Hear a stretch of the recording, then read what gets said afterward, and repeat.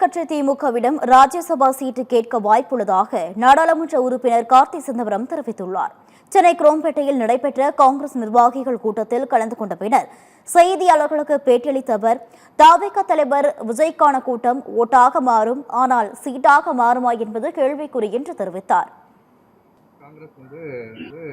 ராஜ்யசபா உறுப்பினர் சீட்டு கேட்க வாய்ப்பு இருக்கு. எல்லா பாசிபிலிட்டிஸும் இருக்கு. அதனால அது இல்லைன்னா நான் ரூல் அவுட் பண்ண முடியும். எல்லா பாசிபிலிட்டிஸும் இருக்கு. ஒரு பொலிட்டிக்கல் பார்ட்டினா என்னென்ன ஈவெண்ட்ஸ் நடக்குதுன்றத ஒரு டோட்டாலிட்டியோட பார்த்து தான் அதை நாங்கள் ரியாக்ட் பண்ணுவோம். அந்த பாசிபிலிட்டிஸ் இருக்கு. மார்ச் 16 அந்த எலெக்ஷன் வருது.